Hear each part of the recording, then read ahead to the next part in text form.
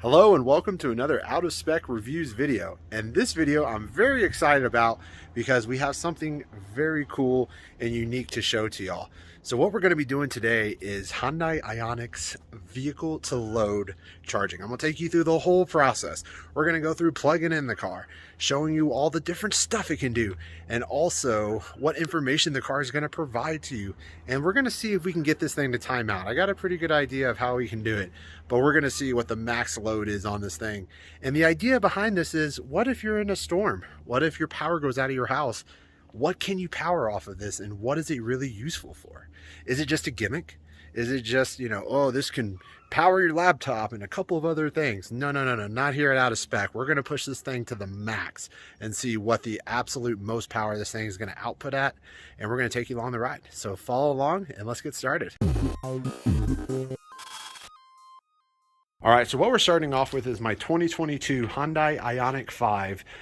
This is the all-wheel drive long-range version, and this feature is the vehicle to load, and this is included with every Hyundai IONIQ 5. However, the adapter is something along the lines of a $600 adapter. And a big shout out to Kyle's dad for providing us with this adapter from his Hyundai IONIQ 5 Limited. You might have saw that video a little bit earlier on the channel. Feel free to go back and watch it. So thank you, Kyle's dad, for providing the adapter for this video. So we're going to plug it in, see everything that it can do, and we'll get back with you. So what we're going to go ahead and do is we're going to plug in the car and see what we can power off of this. So let me just take you through that real quick. So what we're going to go ahead and do is we opened our charge port, plug this guy in. This is an adapter provided by Hyundai, or obviously an add-on. And as you can see, we got some lights flashing. So it's saying, basically, oh, I'm not ready to unplug yet or plug in yet. So we'll pull that down, and then we got this little power button right here. Press that, you get a green light up top, and then I think we're ready to go.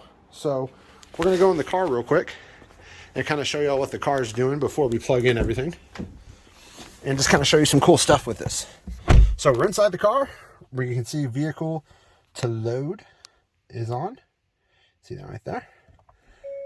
Turn the car on. I'm just going to show you all some cool stuff with this. So in your screen with the IONIQ 5, you can come here to the EV settings, and then you have this little guy right down here.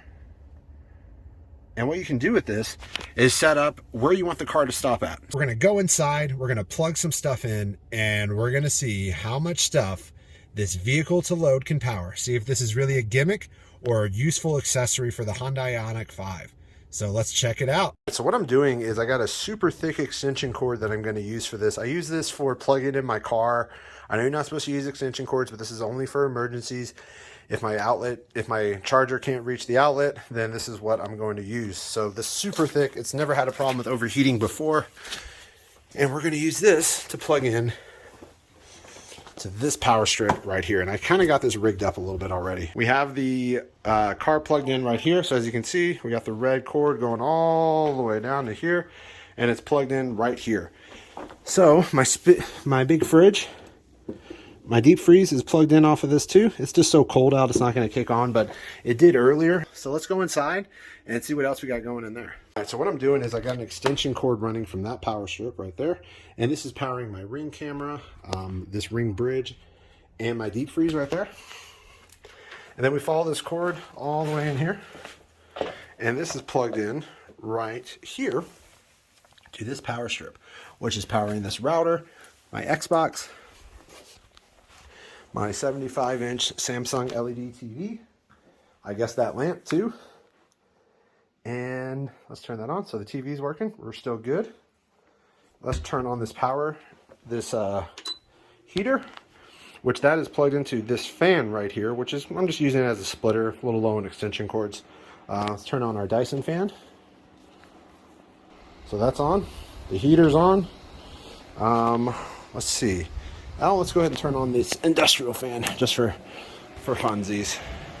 Okay, so we got all this stuff running on the car. Let's go back out to the car and check out what kind of information it's telling us. So you can see everything's still good. Let's see what kind of power we're outputting here, because I think this car will actually tell you, there it is, how much juice it's outputting. So you can see right here, we're outputting 1.5 kilowatts. So we haven't tripped it up yet. And what's cool about this is, think about, you know, if you got a storm. I'm from Texas, and as you know, in Texas, we had that terrible freeze very recently.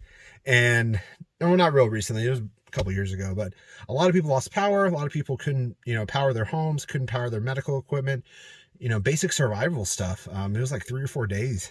And something like this could be so useful in that situation, because you could power some minimal stuff like my fridge, a space heater to keep warm with the kids, and, you know, in this case, my deep freeze.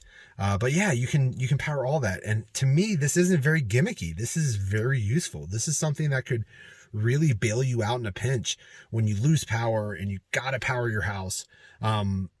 I think this is really cool. So let's try to trip it up. What we're going to do, so we got a router, a 75-inch TV, an Xbox Series X, which draws quite a bit of power too. That industrial fan that you saw, my Dyson fan, in the garage is powering. This is all in the same outlet, by the way.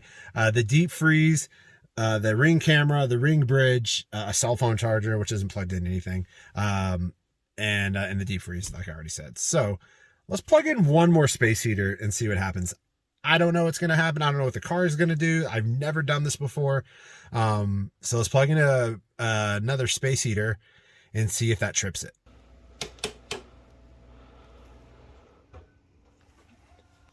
And that did it. Let's see what the car says.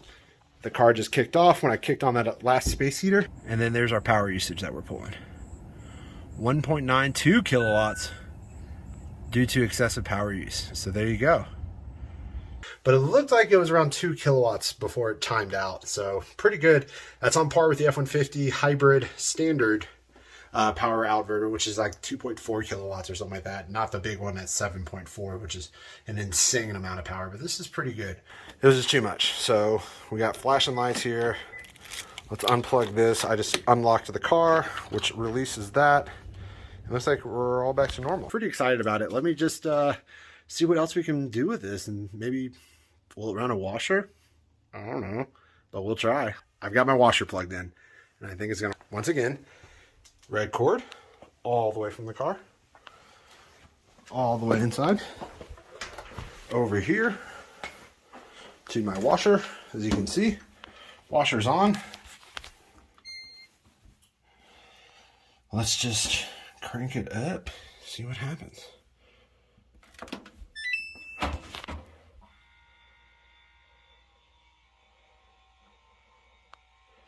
Looks like it's gonna work. It's just making its normal noises to see if there's anything inside of there and when I'm washing. But yeah, if you can think of other stuff you want us to plug into this, happy to try it. Thank you all for watching, and stay tuned.